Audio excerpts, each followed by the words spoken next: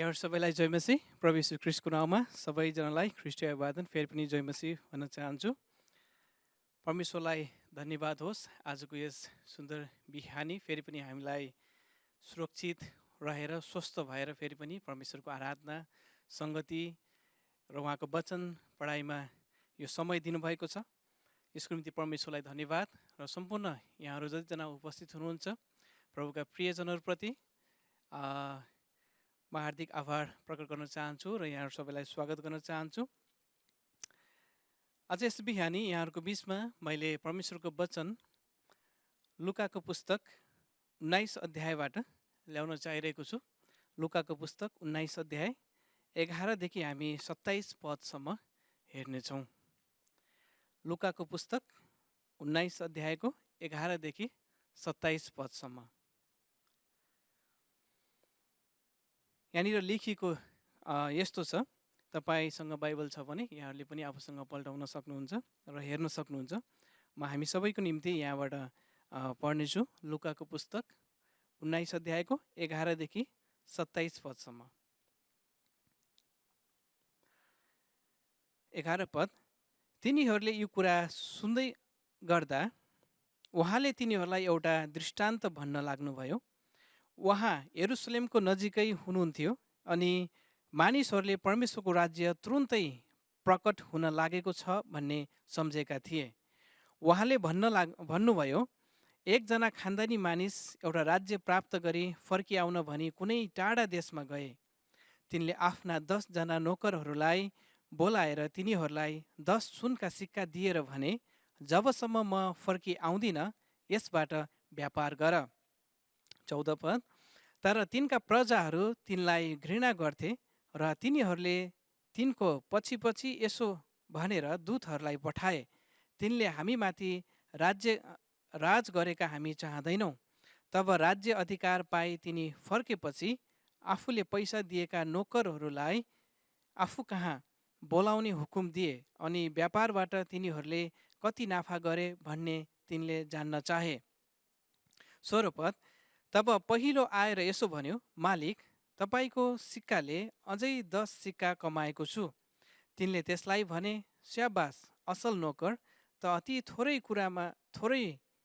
अति थोरैमा विश्वासी भइस्, तैले 10 सहरहरूमाथि अधिकार पाउनेछस्।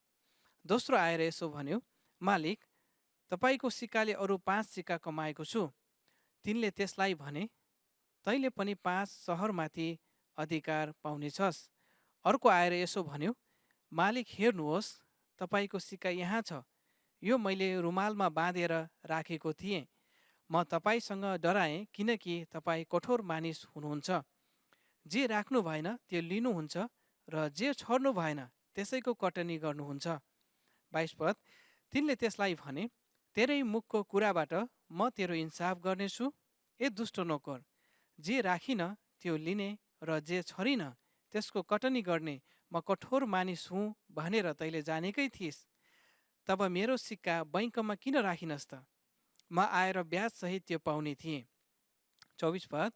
तब नजिक उभिनेहरूलाई तिनले भने, त्यसबाट त्यो सिक्का लिएर 10 सिक्का हुनेलाई दिइहाल। तिनीहरूले तिनलाई भने, हजुर, त्यससँग त 10 सिक्का छँदैछन्। 26 पद। म तिमीहरूलाई भन्दछु, जससँग छ त्यसलाई अझ बढी दिइनेछ, तर जससँग छैन त्यससँग भएको पनि त्यसबाट खोसिनेछ। अन्तिम 27 पद। तर मैले तिनीहरूमाथि राज गरेको नचाहने मेरा ती शत्रुहरूलाई यहाँ ल्याओ र तिनीहरूलाई मेरै सामुन्ने मार। आमेन। लुकाको पुस्तक 19 अध्यायको 11 देखि 27 पदसम्मको खण्ड यहाँहरूको बिचमा म आज बाँड्न गइरहेको छु। यो वचन अध्ययन गर्दै गर्दा परमप्रभुले दिनुभएको आशिष यहाँहरूको बिचमा बाँड्न गइरहेको छु। मलाई विश्वास छ यहाँहरूले पनि आजको यस वचन पढाइमा, यो अध्ययन, यो सुनाइमा परमेश्वरले आशिष दिनुहुनेछ। लुकाको पुस्तक 19 अध्याय 11 देखि 27 पद र आजको यो वचनको शीर्षक छ सुनका सिक्काको दृष्टान्त। सुनका सिक्काको दृष्टान्त।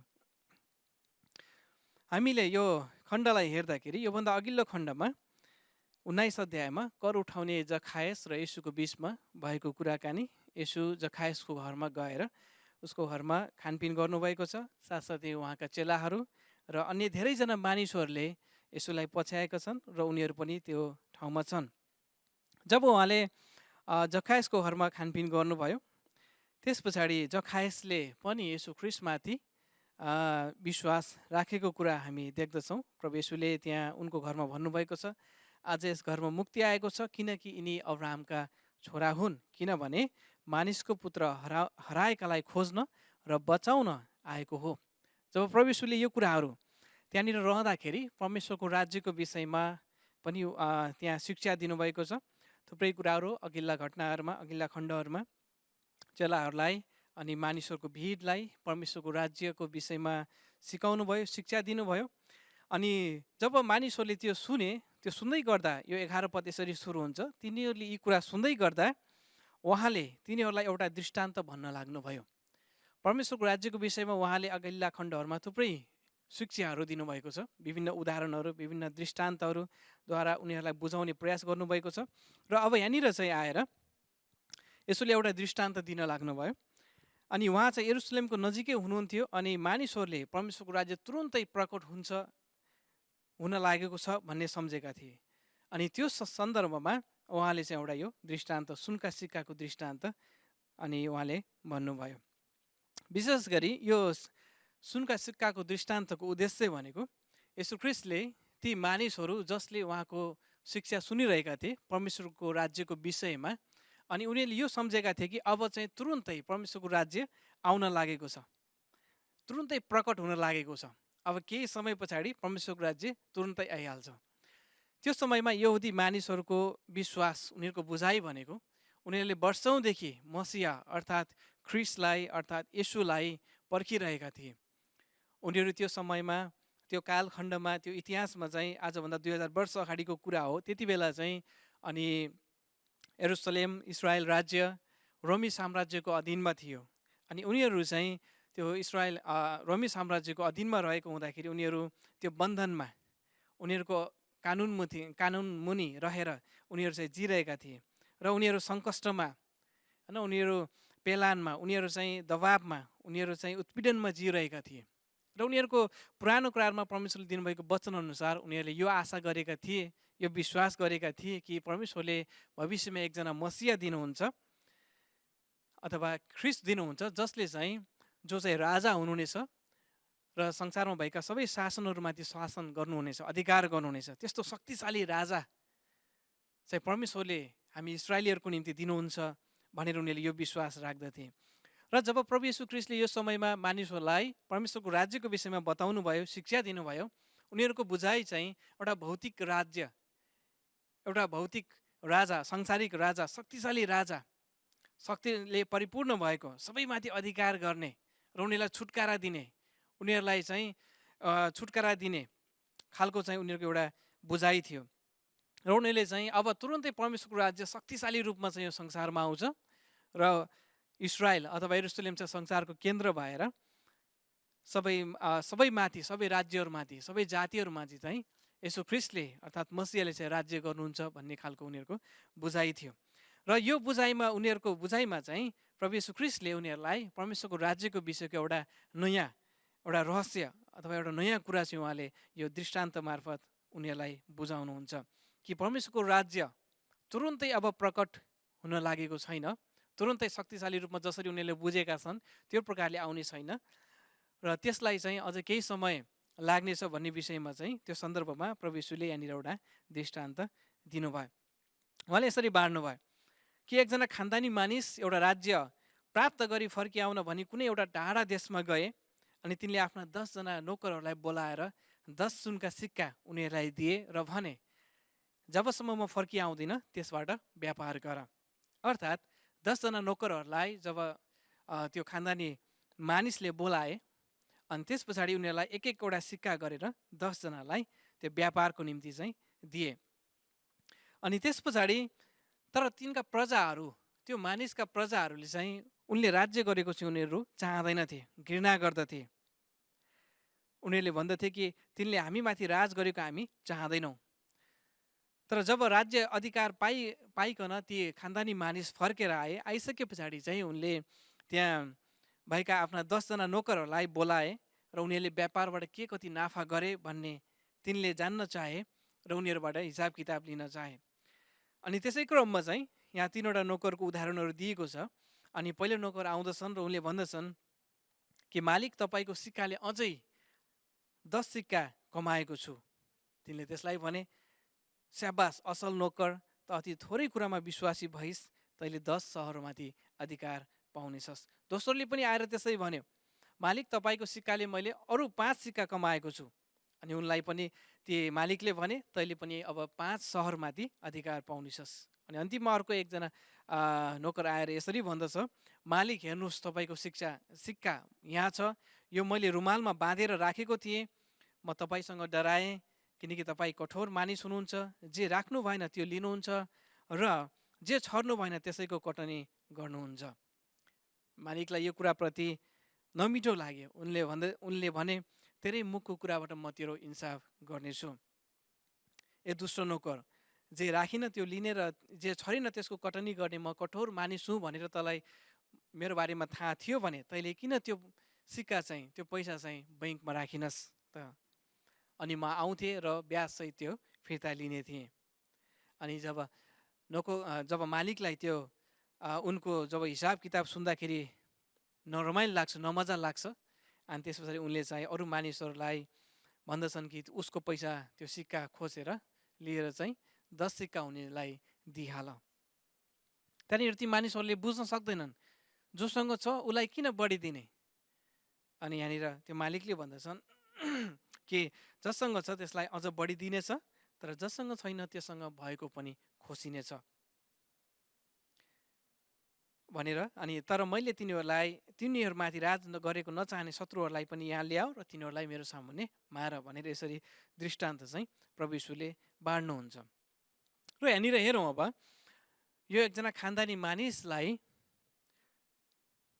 एउटा परमेश्वरको राज्यसँग तुलना गरिएको छ। अनि यो मानिस चाहिँ एउटा राज्य प्राप्त गर्नको लागि एउटा टाढाको देशमा गएका छन् र उनी नाउन्जेलसम्म आफ्ना नोकरहरूलाई एउटा कामको जिम्मा दिएका छन्। 10वटा सिक्का एक एकवटा गरेर 10 जनालाई त्यो व्यापार गर्नु, फाइदा गर्नु, व्यापार गर्नु, त्यसलाई प्रयोग गर्नु भनेर दिएका छन्। र त्यो समयमा, त्यो अन्तरालमा जब मालिक गए र मालिक फर्केर आउँदा सम्मको समयमा, त्यो बिचको समयमा ती नोकरहरूको काम, जिम्मेवारी भनेको चाहिँ उनीहरूले पाएको त्यो पैसा, त्यो सिक्का, एक सिक्कालाई व्यापारमा प्रयोग गर्नुपर्ने हुँदछ। तर यसमा चाहिँ हामी देख्दछौँ कि जो एक सिक्का छ, त्यति बेलाको समयमा यो एक सिक्का भनेको चाहिँ लगभग 3 महिनाको एउटा कामदारले गरेको 3 महिनाको ज्याला सरह चाहिँ हुन आउँदछ। एउटा ठुलो पैसा, ठुलो रकम चाहिँ उनीहरूलाई व्यापार गर्नु भनेर जिम्मा लगाइएको छ। अनि त्यसमध्येबाट केही मानिसहरूले त्यो पैसालाई, त्यो रकमलाई, त्यो सिक्कालाई चाहिँ आफ्ना व्यापारको निम्ति प्रयोग गरे। उनीहरूले प्रशस्त मात्रामा चाहिँ उनीहरूले त्यसलाई फाइदाको रूपमा एउटा काम गरे र उनीहरूले प्रशस्त आम्दानी लिए। पहिलो नोकरलाई हेर्दछौँ भनेपछि हामी त्यहाँ देख्दछौँ कि उनले अझै 10 सिक्का कमाएको छन्। एक सिक्काबाट 10 सिक्का अर्थात् झन्डै 1000% उनको सुरुको आम्दानीबाट, सुरुको सिक्काबाट 1000% उनले चाहिँ आम्दानी गरेको कुरा हामी त्यहाँ देख्दछौँ। जब मालिक फर्केर आएका छन्, उनले त्यहाँ आफ्नो नोकरहरूलाई त्यहाँ हिसाब लिने क्रममा त्यहाँ पहिलो सुरुमा चाहिँ उनले भन्दछन् कि ती नोकरहरूलाई चाहिँ आफू कहाँ बोलाउने आज्ञा दिए, हुकुम दिए। मालिकको चासो भनेको यहाँनिर चाहिँ मेरा नोकरहरूले के गरे जुन उनीहरूलाई जिम्मा दिएको थियो। अर्का थरीका मानिस त्यहाँनिर छन्, उनका शत्रुहरू जसले उनले चाहिँ राज गरेको चाहँदैनन्, ती मानिसहरूको एउटा समूह छ। यहाँनिर एउटा चाहिँ नोकरहरूको समूह छ। जब ती मालिक फर्केर आइसकेका छन्, उनले चाहिँ पहिले चाहिँ नोकरहरूलाई बोलाउन चाहे, नोकरहरूबाट हिसाब किताब लिन चाहे। उनले चाहिँ ती शत्रुहरूसँग व्यवहार पहिले गरेनन्, त्यसलाई पहिलो दोस्रो दर्जामा चाहिँ राखे। पहिलो उनको चासो, मालिकको चासो भनेको चाहिँ मेरा नोकरहरूले के गरे, जसलाई मैले जुन कामको अथवा जुन कुरा चाहिँ दिएको थिएँ, जुन जिम्मा चाहिँ लगाएको थिएँ, उनीहरूले के गरे, त्यो चाहिँ मालिकको पहिलो चासो हुन आएको हामी यहाँ देख्दछौँ।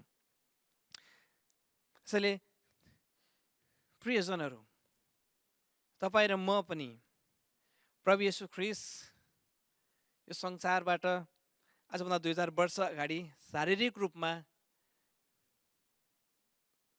स्वर्गारोहण भएर उचालिएर स्वर्गमा परमेश्वर पिताको दाहिने हातपट्टि बस्नुभएको छ, जानुभएको छ। उहाँ फेरि पनि यो संसारमा एक दिन शक्तिशाली एउटा राजाको रूपमा, शासनकर्ताको रूपमा राज्य गर्नलाई आउनुहुनेछ। यो लामो समय बितिसकेको छ। आजभन्दा 2000 वर्ष अगाडि समय गणना गर्दाखेरि अझ कति लाग्दछ हामीलाई त्यो थाहा छैन। तर हामीलाई यो थाहा छ, यो विश्वास छ कि उहाँ चाहिँ एक दिन अवश्य पनि आउनुहुनेछ। र जब उहाँ आउनुहुनेछ, यो मालिकले जसरी आफ्ना नोकरहरूको हिसाब लिएको छन्, त्यस्तै प्रकारले हाम्रा मालिक, हाम्रा प्रभु, हाम्रा येशू ख्रीष्टले पनि हामीलाई दिनुभएका जिम्मा, स्रोत, साधन, हामीलाई दिनुभएको दान वरदानहरूबाट हामीले के कस्तो प्रकारले प्रयोग गर्यौँ, के कस्तो प्रकारले सदुपयोग गर्यौँ भनेर उहाँले चाहिँ हामीबाट हिसाब लिनुहुनेछ। यहाँ दिएको एक सिक्का छ, मालिकले तिनीहरूलाई दिएको एक सिक्का छ।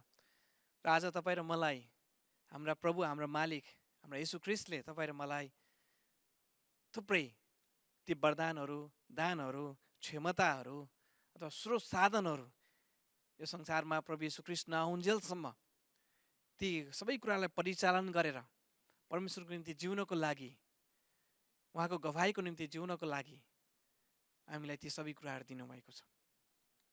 र ती दिएका कुराहरू थुप्रै हुन सक्छन्। तपाईँ मसँग भएको स्वास्थ्य, धन, पैसा, शिक्षा, बुद्धि, ज्ञान, विवेक, क्षमता, कुनै सिप, विभिन्न प्रकारका ती सबै कुराहरू चाहिँ हामी एउटा दानको रूपमा, वरदानको रूपमा हामी लिन सक्दछौँ। र जब प्रभु येशू ख्रीष्ट आउनुहुनेछ अनि उहाँको चासो पहिलो रूपमा चाहिँ उहाँले दिनुभएका आफ्ना विश्वासी सेवकहरूमाथि उनीहरूले के गरे भनेर चाहिँ उहाँले खोज्नुहुनेछ। न कि उहाँलाई विश्वास नगर्ने अथवा उहाँले राज्य गरेका नचाहने व्यक्तिहरूमाथि उहाँले पहिले इन्साफ गर्नुहुने छैन। तर त्योभन्दा अगाडि चाहिँ पहिले तपाईँ र मलाई, जसले येशू ख्रीष्टमाथि विश्वास राख्दछौँ, जसले प्रभु येशूमाथि भरोसा राख्दछौँ, जसले प्रभु येशूलाई आफ्नो जीवन सुम्पिएका छौँ, ती मानिसहरूबाट प्रभु येशूले उनीहरूले के गरे, उहाँले दिनुभएको वरदानलाई के गरे, कसरी प्रयोग गरे, कस्तो प्रकारले उनीहरूले फाइदा गरे, उन्नति गरे, प्रगति गरे र त्यसलाई बढोत्तरी गरे भनेर उहाँले चाहिँ त्यो लेखा, त्यो हिसाब चाहिँ लिनुहुनेछ। उहाँले त्यो खोज्नुहुनेछ। जब उहाँले त्यसको हिसाब लिनुहुन्छ, त्यस पछाडि दोस्रो समूहका मानिसहरू अर्थात् उहाँका शत्रुहरू अथवा उहाँले राज्य गरेका नचाहने मानिसहरूमाथि उहाँले इन्साफ गर्नुहुनेछ भनेर हामी पछि गएर देख्दछौँ। उहाँ यहाँनिर चाहिँ हामी देख्दछौँ उहाँले 13 पदमा तिनले आफ्नो 10 नोकरहरूलाई बोलाएर तिनीहरूलाई 10 सुनका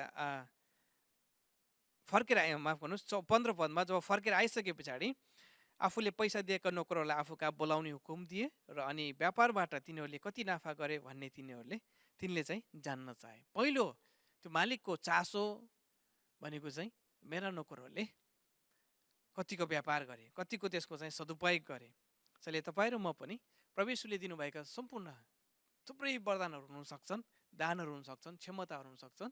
ती सबैलाई हामीले प्रभु येशूको महिमाको लागि, परमेश्वरको राज्य विस्तारको निम्ति, उहाँको बढोत्तरीको लागि हामीले पाएका जीवनमा पाएका सबै थोकहरूलाई प्रशस्त मात्रामा प्रयोग गर्नुपर्ने हुन्छ, ताकि उहाँले एक दिन हामीबाट त्यो हिसाब लिनुहुनेछ। र अब यहाँनिर हेरौँ, पहिलो नोकरको जवाब के हुँदछ भन्दाखेरि, तपाईँले दिनुभएको सिक्काबाट मैले अझै 10 सिक्का कमाएको छु। प्रशस्त मात्रामा उनले चाहिँ त्यसलाई प्रयोग गरेर, लगानी गरेर चाहिँ प्रशस्त आम्दानी पाएको कुरा हामी त्यहाँ देख्दछौँ। त्यसैले तपाईँ र मैले पनि उहाँले दिनुभएको जति छ, जति दान छ, वरदान छ, जति सबै कुरा छ, स्रोत साधन छ, त्यसलाई परमेश्वरको आत्माको शक्तिमा, उहाँसँगको अनुग्रहमा, उहाँको सहायतामा प्रार्थनासहित, धन्यवादसहित, कृतज्ञ भएर जब त्यो थोरै कुरालाई पनि हामी प्रयोग गर्दछौँ भने पछाडि उहाँको महिमाको लागि उहाँले हामीलाई प्रशस्त मात्रामा वृद्धि गराउनु हुँदछ। अनि त्यहाँनिर चाहिँ मालिकले उनलाई चाहिँ इनाम दिएको कुरा हामी देख्दछौँ। स्याबास असल नोकर, त थोरै कुरामा विश्वासी भइस्, तैँले 10 सहरहरूमाथि अधिकार पाउनेछस्। अब मालिकको नोकरमाथि दिएको इनाम पुरस्कार चाहिँ के छ भन्दाखेरि, त थोरै कुरामा विश्वासयोग्य भइस्, अब म तँलाई के दिन्छु, 10वटा सहरहरूमाथि अधिकार दिँदछु, अधिकार पाउनेछस्। इनाम के छ भन्दाखेरि, 1 सिक्काको काम गरेको थियो, अब चाहिँ 10 जुन उसले कमाएको थियो, अब 10 सहरहरूमाथि तैँले अधिकार पाउनेछस्। इनाम भनेको चाहिँ जब विश्वासयोग्य भइन्छ, त्यसको इनाम भनेको विश्राम गर्ने होइन। त्यो इनामले तपाईँ र मलाई अझै बढी कामको जिम्मेवारी, अझै बढी काम, अझै बढी सेवाको भार, जिम्मेवारी, त्यो मौका चाहिँ हाम्रो मालिकले, प्रभु येशूले दिनुहुँदछ। त्यसैले तपाईँ र म जब थोरै कुरामा विश्वासयोग्य हुँदछौँ, जुन पाएको थोरै स्रोत साधनलाई विश्वासयोग्य प्रकारले पालन गर्दछौँ, प्रयोग गर्दछौँ, हाम्रो इनाम भनेको चाहिँ माथि प्रभु येशूले हामीलाई दिनुहुँदछ। अनि त्यो इनाम भनेको चाहिँ हामी अब विश्राम लिने होइन, अब अझै बढी चाहिँ कामको जिम्मेवारी प्रभु येशूले दिनुहुँदछ। उहाँले अझै धेरैवटा कुराहरूको जिम्मेवारी दिनुहुँदछ। त्यसले इनाम भनेको विश्राम होइन, अझै थप सेवाको जिम्मेवारी हो, अझै थप कामको भार, बोझ हो। अझ उहाँले चाहिँ त्यो आफ्ना सेवकहरूलाई, प्रभु येशूले आफ्ना सेवकहरूलाई चाहिँ त्यो दिनुहुँदछ। हामी दोस्रो नोकरलाई हेर्दाखेरि उसले पनि त्यही 5 सिक्का कमाएको छ, अनि उसलाई पनि उहाँले चाहिँ अझै के अरे मालिकले 5वटा सहरमाथि अधिकार पाउनेछस् भनेर यहाँनिर भनिएको छ। उसले भन्दाखेरि भन्दछ, तपाईँको सिक्काले अरू 5 सिक्का कमाएको छु। उनीहरूको बोलीलाई हेर्दाखेरि पहिलो नोकर, दोस्रो नोकरले भनेको कुरा चाहिँ तपाईँको सिक्काले अझै 10 सिक्का कमाएको छु। दोस्रोले भन्दछ, तपाईँको सिक्काले अझै 5 सिक्का कमाएको छु। उनीहरूको भनाइलाई देख्दाखेरि हामी यहाँ देख्दछौँ उनीहरूको बुझाइ, उनीहरूले पाएको प्रगति, उनीहरूले पाएको फाइदा, उनीहरूले पाएको आम्दानी, उनीहरूले गरेको प्रगति सबैको पछाडि श्रेय चाहिँ उनीहरूले यो कुरालाई दिँदछन् कि तपाईँको सिक्काले अझै 5 सिक्का कमाएको छु, अझै 10 सिक्का कमाएको छु। कसरी कमाएको छु? तपाईँको सिक्काले। यहाँनिर ध्यान दिएर सुन्नुहोस्, तपाईँको सिक्काले। यो मेरो आफ्नै बलले, आफ्नै बुद्धिले, आफ्नै क्षमताले, आफ्नै ज्ञानले, आफ्नै विवेकले, आफ्नै तपस्याले, आफ्नै ध्यानले, आफ्नै त्यागले, आफ्नै बलिदानले होइन रहेछ। श्रेय चाहिँ, क्रेडिट चाहिँ, श्रेय चाहिँ कसलाई दिनु पर्दो रहेछ? तपाईँको सिक्काले। तपाईँको सिक्का हुँदैन थियो भने मैले यो गर्न सक्दिनँ थिएँ। महत्त्वपूर्ण कुरा चाहिँ तपाईँ र म प्रभुका प्रियजनहरू, क्रिस्चियन जनहरू चाहिँ कहिलेकाहीँ चाहिँ हामी परमेश्वरको राज्यमा गरेको प्रगति, समृद्धि, उहाँले दिनुभएको आशिष, सबै कुराहरूलाई चाहिँ कहिलेकाहीँ चाहिँ त्यसको श्रेय चाहिँ नजानिदो प्रकारले हामीले लिन पुगिरहेका हुन्छौँ। मैले पाएको स्वास्थ्य मेरो कारणले गर्दाखेरि हो, मसँग भएको बुद्धि, मसँग भएको ज्ञान, मसँग भएको क्षमता, मसँग भएको डिग्री, अथवा मसँग भएको कुनै पनि कुरा किन नहोस्, त्यो मैले यसो गरेर पाएको हुँ, अथवा मैले यसो गरेर मेरो व्यापारमा वृद्धि भयो, अथवा मैले यसो गरेर मैले यसरी सफल भएँ भनेर कहिलेकाहीँ चाहिँ हामी त्यो सिक्कालाई बिर्सिन्छौँ। जो परमेश्वरले दिनुभएको वरदान, दान, उहाँको अनुग्रह, त्यसलाई हामी बिर्सिन्छौँ अनि हामीले सोच्छौँ यो मेरो कारणले भएको हो। तर यहाँनिर यो नोकरहरूको स्पष्ट बुझाइ के छ भन्दाखेरि उनीहरूले भन्दछन्, तपाईँको सिक्काले मैले यति कमाएको छु। प्रभुका प्रियजनहरू, हामीहरूको हृदयको बुझाइ पनि यही हुनुपर्दछ कि तपाईँले दिनुभएको यो वरदानले आज म यो ठाउँमा पुगेको छु। तपाईँले दिनुभएको यो क्षमता, यो स्रोत साधनले मैले आज तपाईँको सेवामा यसरी परिचालन गरेको छु। तपाईँले दिनुभएको बुद्धिले आज मैले तपाईँका मानिसहरूलाई यो कुरा सिकाएको छु। आज तपाईँले दिनुभएको ज्ञानले आज मैले यो कुरालाई प्रयोग गरेको छु। त्यसैले हामीले त्यसको कुराको श्रेय, हाम्रो आशिषको श्रेय, हाम्रो समृद्धिको श्रेय, हाम्रो स्वास्थ्यको श्रेय, हामी भएको सबै सम्पूर्ण कुराहरूको फल, उन्नतिको श्रेय चाहिँ तपाईँको सिक्का हो। अर्थात् हाम्रो मालिक, हाम्रा प्रभु येशू ख्रिस्टको दिनुभएको वरदान हो, अथवा उहाँको अनुग्रह हो, अथवा उहाँले दिनुभएको स्रोत साधन हो, न कि हाम्रो कुनै पनि कुराहरू चाहिँ होइन। यो कुरा चाहिँ हामी नबिर्सौँ। हाम्रो सबै कुराको स्रोत श्रेय चाहिँ को हो? उहाँ तपाईँको सिक्का अर्थात् प्रभु यीशु ख्रीष्टले दिनुभएको तपाईँलाई जे दिनुभएको छ त्यही नै त्यसै कुराले नै महिमा पाउनु पर्दछ अथवा परमेश्वरको कुराले परमेश्वरले चाहिँ महिमा पाउनु पर्दछ। त्यो कुरा चाहिँ हामीले बिर्सनु हुँदैन। यी दुईवटा नोकरहरूले चाहिँ त्यही भने तपाईँको सिक्काले यो कमाएको छ। यसैले हाम्रो बुझाइ हाम्रो भनाइ पनि यही होस्, प्रभुले दिनुभएको अनुग्रह प्रभुले दिनुभएको वरदान र दानले मलाई आज यहाँ पुर्याएको छ। परमेश्वरलाई महिमा होस्। हालेलुया।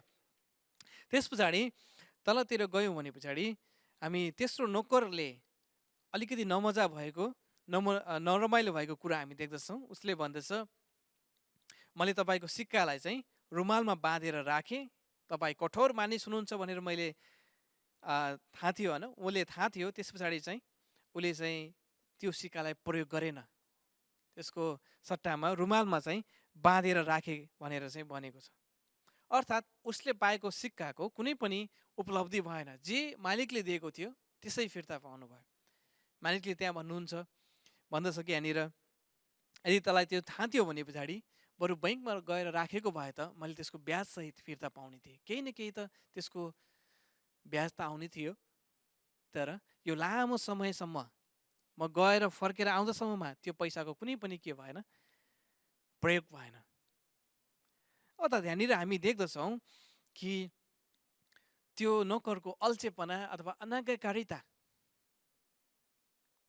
मालिकले दिएको छ व्यापार गर, म फर्की नआउँदासम्ममा त्यसबाट व्यापार गर।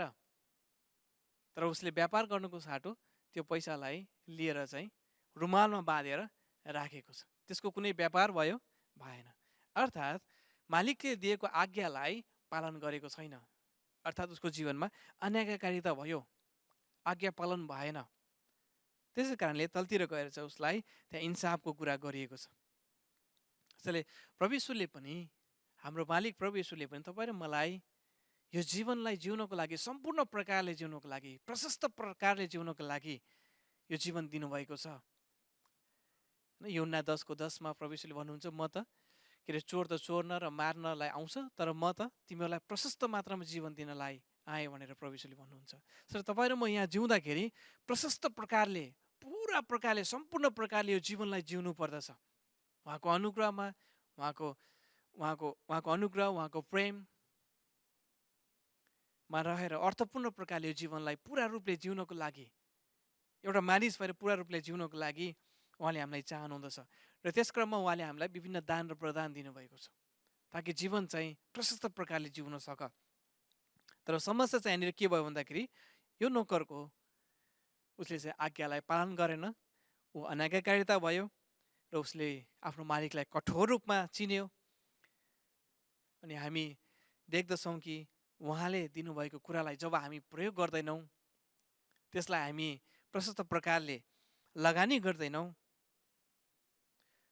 उहाँले दिनुभएको कुराको वरदानको कुनै पनि उपयोग हुँदैन भने त्यो दिनुको कुनै पनि अर्थ रहँदैन। उहाँले दिनुभयो ताकि अझ हामी प्रशस्त प्रकारले जिउन सकौँ, त्यसको फाइदा लिन सकौँ, प्रगति गर्न सकौँ, जीवनमा उन्नति गर्न सकौँ, विकास गर्न सकौँ। तर जब त्यसको प्रयोग हुँदैन भने पछाडि हामी उहाँको अनाज्ञाकारी ठहर्दछौँ, उहाँको अनाज्ञाकारी रहन्छौँ। त्यस पछाडि उसलाई चाहिँ त्यहाँनिर इन्साफ गरिएको छ। ए दुष्ट नोकर, सबैले स्याबासी पाए जसले प्रयोग गरे, तर यो नोकरले चाहिँ उसले पाएको छ ए दुष्ट नोकर भन्ने चाहिँ संज्ञा चाहिँ पाएको छ, त्यो नाम चाहिँ पाएको छ दुष्ट नोकर भनेर। अनि त्यस पछाडि चाहिँ उसबाट त्यो पैसा खोसिन्छ अनि जसले 10 सिक्का कमाएको थियो उसलाई दिइन्छ। त्यहाँ मानिसहरूले भन्दछन्, हजुर त्यससँग त 10 सिक्का छँदैछ। अनि त्यहाँनिर मालिकको जवाब हुन्छ, जससँग छ त्यसलाई अझ बढी दिनेछ र जससँग छैन त्यससँग भएको पनि त्यसबाट खोसिनेछ। होसियार प्रियजनहरू, तपाईँलाई प्रभुले, तपाईँको मालिकले के दिनुभएको छ? थोरै कुरा दिनुभएको छ, गनगन नगरौँ। जे दिनुभएको छ गुनगन नगरौँ। कहिलेकाहीँ हामीले सोच्ने गर्दछौँ कि गनगन गर्दछौँ, थोरै भयो, मसँग भएको वरदान थोरै भयो, मसँग भएको स्रोत साधन थोरै भयो, अथवा कहिलेकाहीँ हामी तुलना गर्ने गर्दछौँ अर्को फलानु व्यक्तिसँग, फलानु मान्छेसँग। तर यी नोकरहरूले जे थियो, थोरै कुरा थियो, त्यसलाई प्रयोग गरे, लगानी गरे, व्यापार गरे र प्रशस्त मात्रामा चाहिँ आम्दानी गरे, फाइदा कमाए। तपाईँहरूमा पनि जे कुरा छ त्यसो थोरै कुराहरूमाथि विश्वासयोग्य हौँ, त्यसलाई प्रयोग गरौँ, त्यसलाई लगानी गरौँ। अवश्य पनि परमेश्वरले त्यसलाई गुणात्मक रूपमा बढाउनुहुन्छ, वृद्धि गर्नुहुन्छ र हाम्रो योग्यताबाट उहाँले अझै धेरै कुराको जिम्मेवारी दिनुहुन्छ, धेरै सिक्का दिनुहुन्छ, अर्थात् धेरै त्यसलाई बढाउनुहुन्छ, बढोत्तरी गर्नुहुन्छ र आफ्नो कामको लागि, आफ्नो महिमाको लागि प्रयोग गर्नुहुन्छ। त्यसैले तपाईँसँग मसँग जे छ अझै उहाँले थपिदिनुहुनेछ, हामीले प्रयोग गर्दछौँ सही प्रकारले भने पछाडि। तर भएको कुरालाई पनि हामी प्रयोग गर्दैनौँ भने पछाडि त्यो हामीसँग जे छ भने हामी सम्झिन्छौँ, ठान्दछौँ, त्यो एक दिन खोसिनेछ। किन भन्दाखेरि त्यो कुराको तपाईँको जीवनमा प्रयोग हुन पाएन। अब जसले प्रयोग गर्दैछ उसलाई दियो भने त्यसको के हुन्छ? प्रयोगमा आउँछ, त्यसको अर्थपूर्ण हुन्छ। त्यसै कारणले तपाईँसँग जे छ, हामीसँग जे छ त्यसलाई प्रयोग गरौँ। थोरै भए तापनि त्यसमा विश्वासयोग्य रहौँ, त्यसलाई प्रयोग गरौँ, लगानी गरौँ। उहाँले प्रशस्त मात्रामा त्यसको वृद्धि गर्नुहुन्छ र हामीलाई अझै त्यो कुरामाथि थपिदिनुहुन्छ। हालेलुया। अनि अन्तिममा यहाँनिर अब नोकरहरूको हिसाब लिने काम भयो। अब चाहिँ अन्तिममा उहाँले त्यो मालिकले चाहिँ आफ्ना शत्रुहरूप्रति उहाँले बोलाउनुहुन्छ, व्यवहार गर्नुहुन्छ। तर मैले तिनीहरूमाथि राज गरेको नचाहने ती शत्रुहरूलाई यहाँ ल्याऊ र तिनीहरूलाई मेरै सामुन्ने मार। 27 पदमा, अन्तिम पदमा। अब मालिकको चासो चाहिँ नोकरहरूबाट हटेर अब सिद्धियो, नोकरहरूको काम चाहिँ सकियो, हिसाब किताब लिने काम चाहिँ सकियो। त्यस पछाडि चाहिँ अब शत्रुहरूमाथि उहाँले इन्साफ गरेको कुरा देख्दछौँ। ती शत्रुहरूलाई यहाँ ल्याऊ र तिनीहरूलाई मेरै सामुन्ने मार। अर्थात् प्रभु यीशु ख्रीष्ट जब आउनु हुँदछ, जसले उहाँमाथि विश्वास राख्दछन्, उहाँका सेवकहरू हुन्, ती सबै कुराको, ती विश्वासीहरू हुन्, ती सबै कुराको, ती सबैजनामाथि चाहिँ उहाँले हिसाब किताब लिनुहुन्छ, लेखा लिनुहुन्छ, हामीले कस्तो प्रकारले गऱ्यौँ भनेर। त्यस पछाडि जब हामी विश्वासीहरूको काम सकिँदछ, त्यस पछाडि उहाँले राज गरेको नचाहने उहाँका शत्रुहरूमाथि चाहिँ उहाँले इन्साफ गर्नुहुनेछ। र उनीहरूको इन्साफ भनेको डरलाग्दो कुरा छ, तिनीहरूलाई ल्याऊ र मेरै सामुन्ने मार। अर्थात् प्रभु यीशुको राज्य, परमेश्वरको राज्य भनेको चाहिँ जीवन र मृत्युको सवाल हो, जीवन र मृत्युको प्रश्न हो, जीवन र मृत्युमा पुर्याउने कडी हो। जसले आफ्नो जीवनमाथि प्रभु यीशुलाई राज्य गरेको चाहँदछन्, प्रभु र मालिक भनेर स्वीकार गर्दछन्, उहाँले दिनुभएको स्रोत साधनलाई सही प्रकारले प्रयोग गर्दछन्, उनीहरूमाथि परमेश्वरको प्रशस्त आशिषहरू आउनेछ। तर जसले आफ्नो जीवनमाथि प्रभु यीशुलाई प्रभुत्व स्वीकार गर्दैनन्, मालिक भनेर उहाँको आज्ञा पालन गर्दैनन्, जसले उहाँले राज्य गरेको चाहँदैनन्, ती व्यक्तिहरूको अन्तिम दशा चाहिँ एकदमै डरलाग्दो हुनेछ। उनीहरूको न्याय चाहिँ, अन्तिम न्याय चाहिँ एकदमै डरलाग्दो हुनेछ। उनीहरू अनन्तको नरकमा जानेछन्, उनीहरू अनन्तको मृत्युमा, पीडामा जानेछन्। अर्थात् उनीहरूले जीवनलाई होइन तर मृत्युलाई चुनेका छन्। उहाँले राज्य गरेको चुन्दछौँ भने पछाडि जीवनलाई हामी चुन्दछौँ, प्रगतिलाई, आशिषलाई, उन्नतिलाई हामी चुन्दछौँ।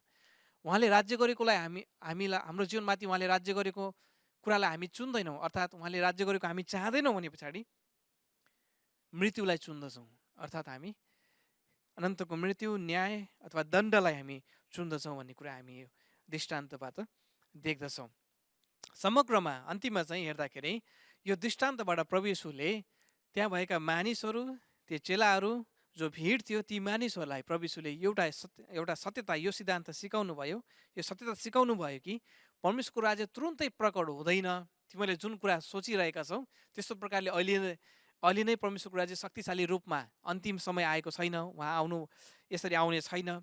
तर जसरी एउटा यहाँनिर दिएको उदाहरण अनुसार, एउटा दृष्टान्त अनुसार, जसरी मालिक गए, टाढा गए, फेरि फर्केर आए, त्यस पछाडि न्यायको कुराहरू भयो, त्यो बिचको समयमा ती नोकरहरूले गर्नुपर्ने काम त्यहाँ दिएको थियो। त्यस्तै प्रकारले प्रभु यीशु पनि फेरि जानुहुनेछ, स्वर्ग जानुहुनेछ, पिताको दाहिने हातपट्टि बस्नुहुनेछ, अनि फेरि पछि उहाँ अन्तिम समयमा यो संसारमा दोस्रो पटक फेरि आउनुहुनेछ र त्यो समय, त्यो बिचको समयमा उहाँका विश्वासी, उहाँका सेवकहरूले गर्नुपर्ने कामको कुरा चाहिँ यहाँ देखाइएको छ।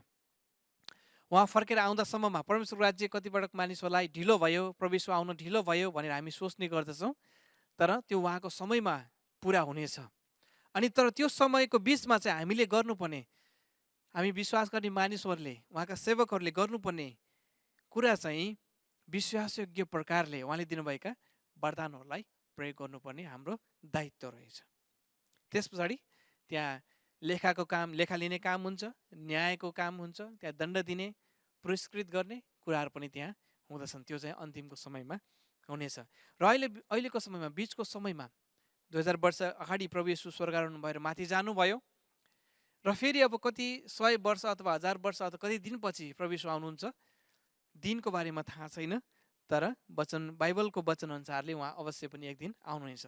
र त्यो बिचको समयमा, यो बिचको समयमा चाहिँ हामीलाई दिएका सबै थोकहरूप्रति विश्वासयोग्य भएर, धन्यवादी भएर, कृतज्ञ भएर, थोरै कुरामाथि होस् अथवा धेरै कुरामाथि होस्, ती सबै कुरालाई परमेश्वरको महिमाको लागि, उहाँको राज्य विस्तारको लागि, हाम्रो जीवनमा प्रगति, उन्नति र समृद्धिको लागि, आशिषको लागि हामी प्रयोग गर्दछौँ भने परमेश्वरले हामीलाई आशिष दिनुहुनेछ, अझै थपिदिनुहुनेछ। र अहिलेको जिम्मेवारी चाहिँ हाम्रो त्यही हो र विश्वासयोग्य भएर उहाँमा रहौँ, विश्वासयोग्य कामको जिम्मेवारीलाई विश्वासयोग्यतापूर्वक पुरा गरौँ। र आजको वचनको शिक्षा पनि यही हो कि तपाईँ र म जहाँ छौँ, जो छौँ, जस्तो अवस्थामा छौँ, हामीसँग जे छन् ती सबै कुराहरूलाई विश्वासयोग्य प्रकारले प्रयोग गरौँ। परमेश्वरले प्रशस्त तपाईँ र मेरो जीवनमा गुणात्मक रूपले प्रशस्त प्रकारले आशिष दिनुहुनेछ। यहाँ सबैलाई मेरो प्रार्थना यही छ कि परमेश्वरले हामीलाई त्यो बुद्धि, विवेक, ज्ञान दिनुभएको होस् ताकि हामी धन्यवादी भएर उहाँमा प्रयोग गर्न सकौँ। आउनुहोस् आजको वचनलाई म यहाँनिर राख्दछु। आउनुहोस् म छोटो प्रार्थना गरेर हामी यो वचनको समयलाई सकाउनेछौँ। महान परमेश्वर पिता, हामी तपाईँलाई धन्यवाद भन्दछौँ। यो समय तपाईँले हामीलाई दिनुभयो। तपाईँको वचनबाट हामीले यो कुराहरू जान्दछौँ, सिकेका छौँ कि प्रभु तपाईँको राज्य सांसारिक रूपमा, भौतिक रूपमा देखिने प्रकारले शक्तिशाली रूपमा शासन गर्न, राज्य गर्न तपाईँ एक दिन आउनुहुनेछ। र अहिले जुन परमेश्वरको राज्य सुरु भइसकेको छ आत्मिकी रूपमा, तपाईँमा विश्वास गर्ने मानिसहरूको जीवनमा तपाईँको राज्य सुरु भइसकेको छ। हामी धन्यवाद दिन्छौँ तपाईँ हाम्रो राजा हुनुभएको निम्ति। तपाईँले हामीलाई दिनुभएका सम्पूर्ण जीवन, आशिष, सबै कुराको निम्ति हामी धन्यवाद दिँदछौँ। तपाईँले दिनुभएका सम्पूर्ण दान, वरदान, स्रोत, साधनहरूको निम्ति हामी धन्यवाद दिँदछौँ।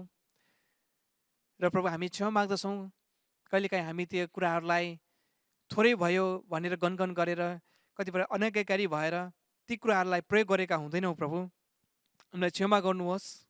र यस बिहान तपाईँको वचनको शिक्षाले हामीलाई यो कुरा देखाउँदछ कि प्रभु, ती सबै थोरै होस् अथवा धेरै होस्, सबै कुरामाथि विश्वासयोग्य भएर प्रयोग गर्नलाई, लगानी गर्नलाई, व्यापार गर्नलाई, तपाईँले दिनुभएका सम्पूर्ण कुराहरूलाई प्रयोग गर्नलाई र तपाईँले चाहनुभएको जस्तै प्रकारले जीवन जिउनलाई हामीलाई त्यो बुद्धि, विवेक, ज्ञान, त्यो सम्म शक्ति दिनुहोस् भनी प्रार्थना गर्छौँ।